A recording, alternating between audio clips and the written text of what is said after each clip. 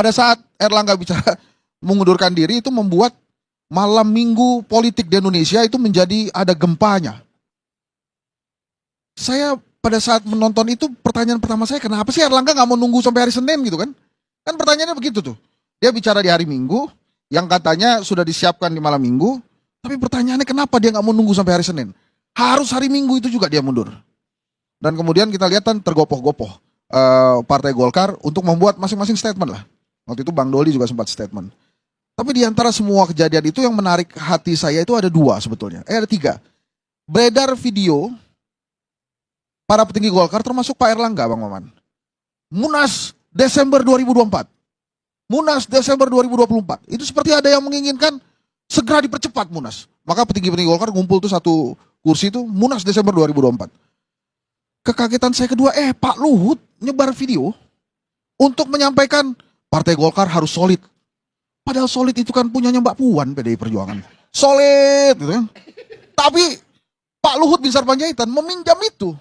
Ini ada apa sih kemudian? Pak Erlangga menutupnya dengan pengunduran diri. Yang menarik lagi Bang Karni, setelah itu ada aksi geret-geret kursinya Pak Bahlil itu di IKN, yang kemudian Erlangga bilang kursi Kapolri aja diambil.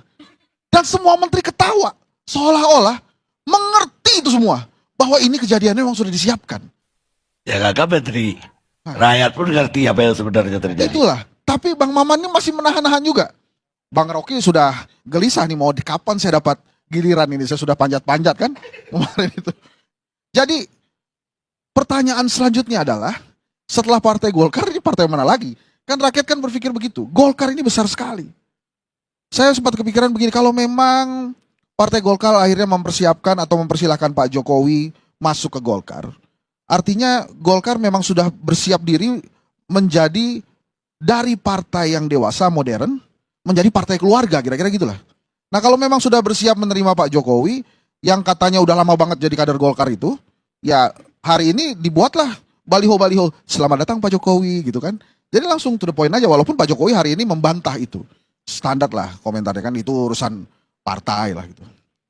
Jadi kalau menurut saya memang ada keinginan lah untuk siapapun sutradara orang besar itu ya, nanti Bang Maman yang perjelas siapa orang besar itu, yang kemudian memang menginginkan ada keseimbangan di dirinya melalui Partai Golkar. Kan Pak Prabowo sudah punya Gerindra, kemudian Ibu Mega dengan PDI Perjuangan. Wah, saya belum nih, ini mungkin menurut si orang besar yang di belakang Erlangga ini, saya mesti punya kendaraan itu. Maka dimainkanlah Partai Golkar. Nggak lama setelah Erlangga mengundurkan diri, ada satu desas-desus lagi yang keluar, reshuffle kabinet. Dari semua reshuffle itu saya terselah sama orang-orangnya itu, tapi ada Kemenkumham.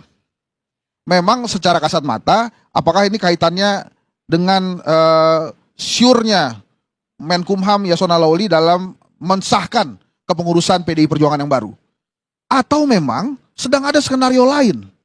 Seperti kita tahu kan, cara pemerintah atau secara rezim mengontrol partai politik adalah melalui SK Menkumham. Jadi kalau Menkumhamnya kemudian diganti, ada rencana apa di diri rezim kepada partai-partai politik? Tiba-tiba ada yang mau muktamar di Bali, deg-degan. Muktamar PKB hanya satu. Wah, itu berarti kan, rakyat langsung melihat, wah, berarti sudah dipersiapkan ini ada muktamar-muktamar tandingan nih, jangan-jangan. Erlangga Hartarto mungkin bikin kesel rezim karena dia terlalu membela partainya. Dia terlalu menjadi ketua umum. Mungkin rezim juga sempat kepikir, ini orang jadi ketua umum juga gara-gara gue, belagu amat. Mungkin begitu ya. Sehingga langsung diperingatkan, dipanggil malam minggu jadi kelabu. Harus mengundurkan diri. Harusnya semua partai politik menjadi kompak bila tidak ingin bernasib seperti Golkar menurut saya. Ketum-ketumnya harus bisa sekuat Erlangga Hartarto. Kan seru juga kalau semua ketum tiba-tiba mengundurkan diri ya. Semua mengundurkan diri. Karena hanya satu ketum yang belum bisa ditundukkan. Ketumnya Bang Deddy, Ibu Megawati Soekarno Putri. Yang lainnya sudah. Dan hanya satu partai. Hanya satu partai politik yang ditundukkan tapi happy dan bangga. PSI. Itu satu partai, itu aneh itu, satu partai itu. Dia justru di take over tuh happy. Ya, menarik sekali tadi statement terakhirnya gitu ya, dari Bung Hensat ya. yang dimana katanya hanya satu partai yang ketumnya belum ditundukkan gitu ya, atau yang nggak bisa tunduk, yaitu ketum Bung Dedi katanya tadi ya, atau Bu Megawati Soekarno Putri, ketua umum partai PD Perjuangan. Dan ada partai, satu-satunya partai katanya yang di take over, yang ditundukkan betul-betul gitu ya, malah bangga dan apa namanya, dan apa, bangga ya, ceria lah mungkin, kalau seperti itulah ya, PSI katanya tadi ya, Partai Solidaritas Indonesia.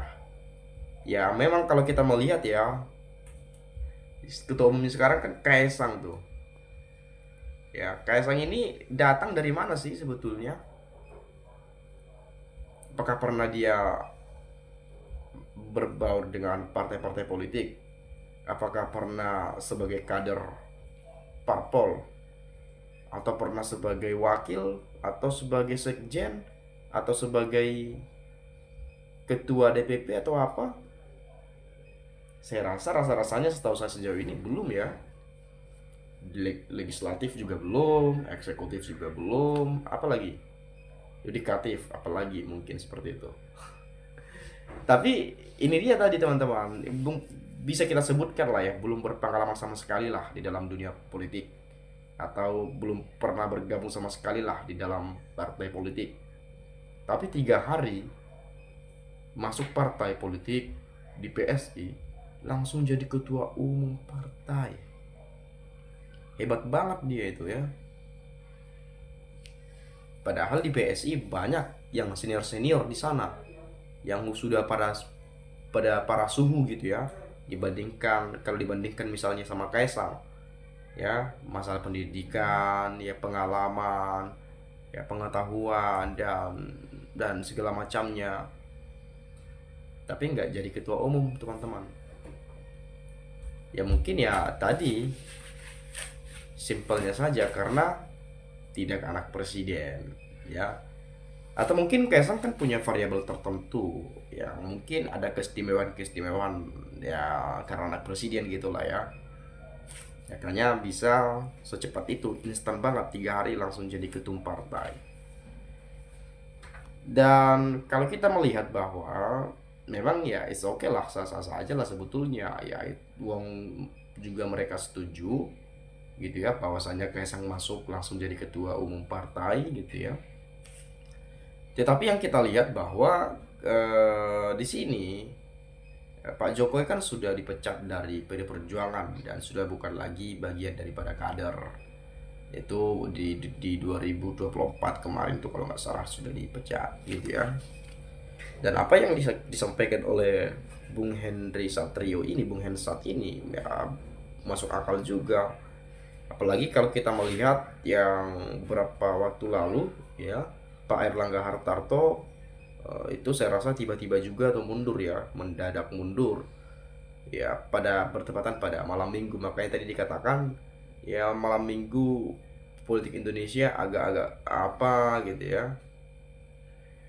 Dan kemudian digantikan oleh Pak Bahlil ya, Menteri SDM sekarang ini gitu ya.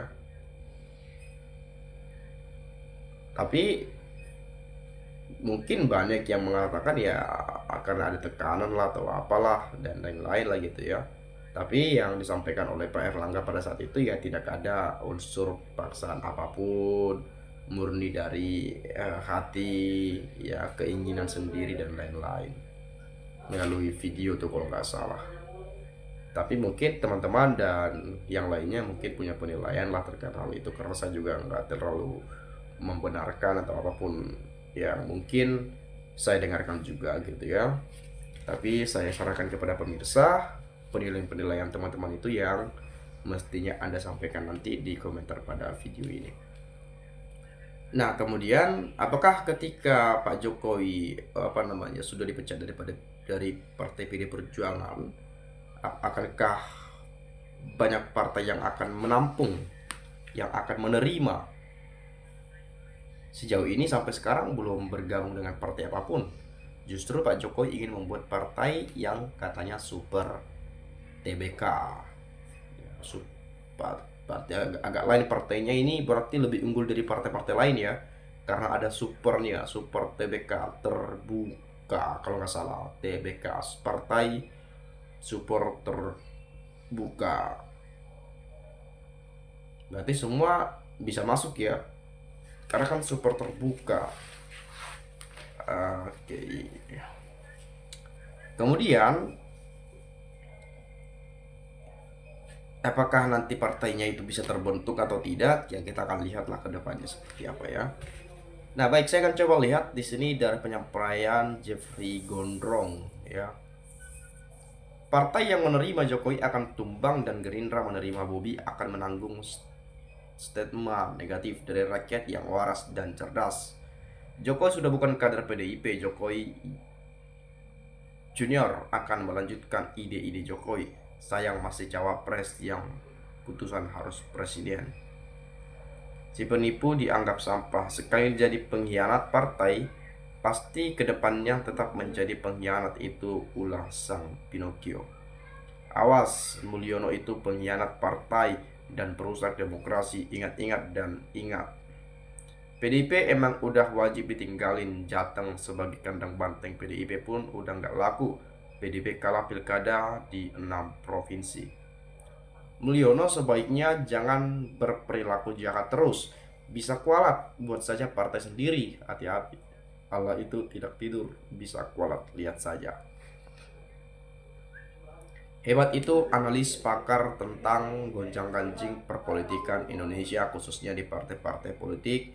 Itu fakta dan perlu menjadi kajian bagi orang-orang pintar. Kayaknya bakalan ada yang akan masuk penjara karena dengan ijazah palsu bisa jadi pejabat. Pak Jokowi nggak usah ikut partai manapun, cukup mendukung orang yang baik aja. Kami pasti ikut dan memenangkan kandidat yang ditunjuk beliau.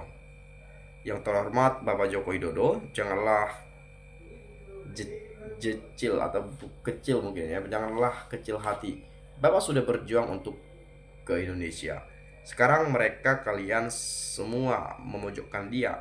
Sabar Pak, Tuhan bersama Bapak. Karena mereka, kita yang dikejar adalah tata pangkat, derajat pangkat, dan berlomba-lomba mengadu ke ahli anyam asing hanya masing-masing demi ingin menggapai apa yang diinginkan, dan tak peduli walaupun mengorbankan harga dirinya dan lain-lain, yang penting bisa menggapai keinginannya. Cari ASMK di toko mobil dulu, kalau dipesan 6.000. Setelah nanya ke toko, banyak orang pada ketawa. Nah, nanyanya harus di bawah pohon beringin, sebentar lagi akan ditebang oleh tukang kayu dari Salak. Mungkin itu saja teman-teman. Ada pendapat lain boleh silahkan sampaikan di video ini. Terima kasih, saya ucapkan sekali lagi salam inspirasi, salam NKRI, harga mati.